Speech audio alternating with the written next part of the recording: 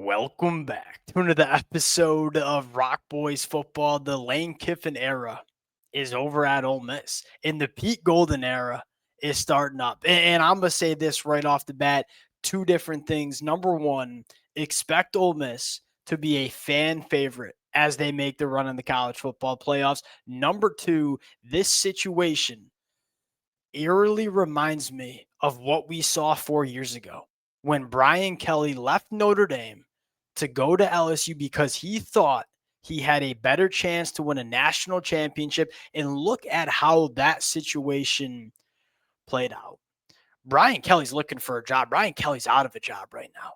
And Marcus Freeman's absolutely rolling at Notre Dame. And if you're an Ole Miss fan, if you're Pete Golden, you're hoping for a very similar situation.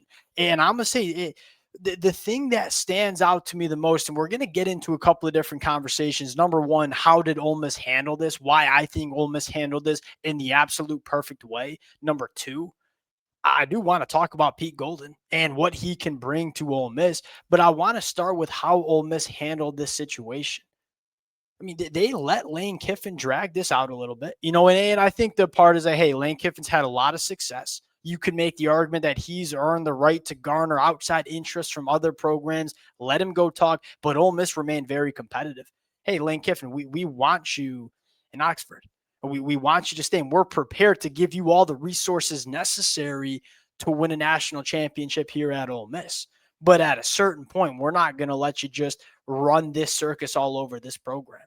And at a certain point, I mean, Ole Miss wants Lane Kiffin, I mean, he wants to coach this team in the playoffs while he's a sitting head coach at LSU in 2026.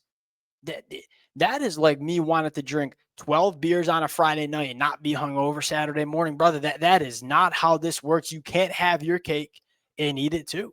And a little personal opinion of mine is I don't necessarily know if I love the victim card that Lane Kiffin seems to be playing here. Like, number one, you're getting paid $13.5 million to go coach at LSU. I ain't gonna feel bad. Ain't no crying from the yacht, as Kirby Smart likes to say.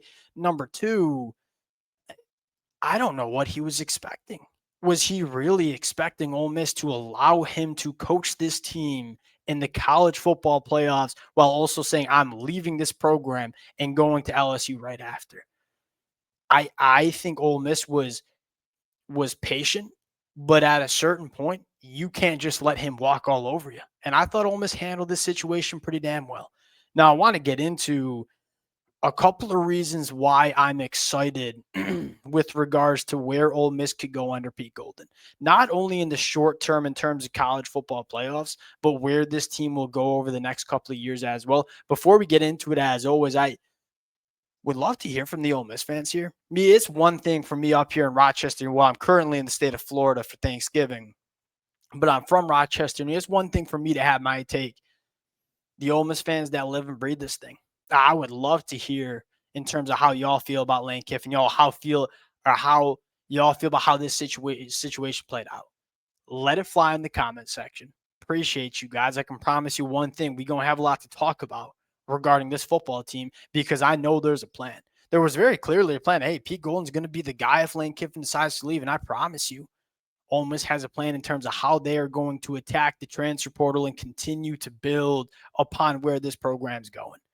If y'all do enjoy the content, consider subscribing to the channel. Without further ado, let's get into it. Now, I want to start with this, and this is big. Ole Miss is clearly invested. 15 years ago, if the sitting head coach at Ole Miss was offered a job by LSU, that decision was made in a heartbeat. It was very clear that Lane Kiffin not only was happy at Ole Miss, Lane Kiffin had a lot of resources at Ole Miss. It was very clear that Ole Miss was giving him the opportunity to win at a very high level in the landscape of college football. Ole Miss, the reports are at least, Florida was going hard after Lane Kiffin. LSU was clearly going hard after Lane Kiffin. Ole Miss was pushing in too.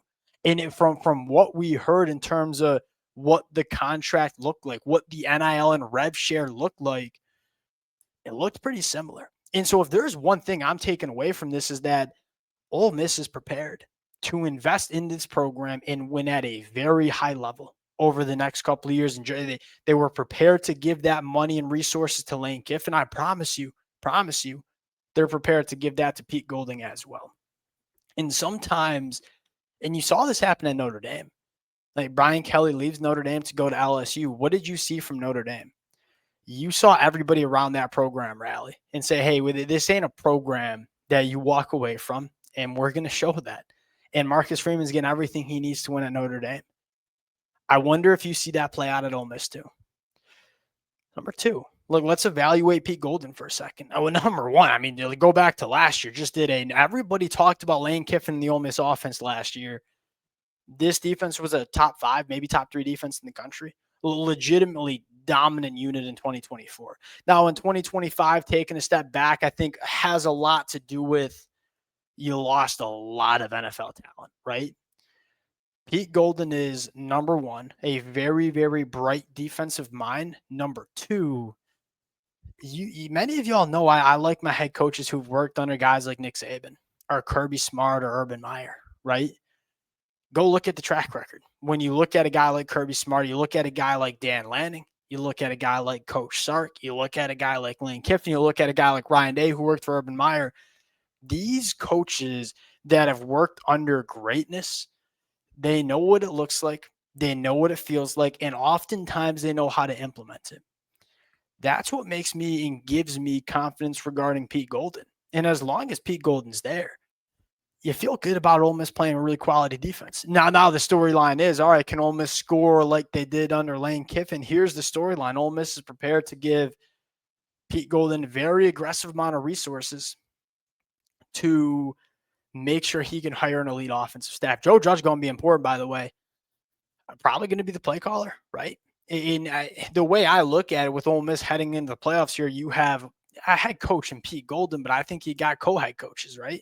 Oh, Pete Golding's going to be the head coach of this program, but in the playoffs, you may head coach of the defense. Joe Judge probably going to be taking over the offensive game plan and maybe play calling as well. And Joe Judge staying, who has been a sitting NFL head coach, I think is really big for Ole Miss.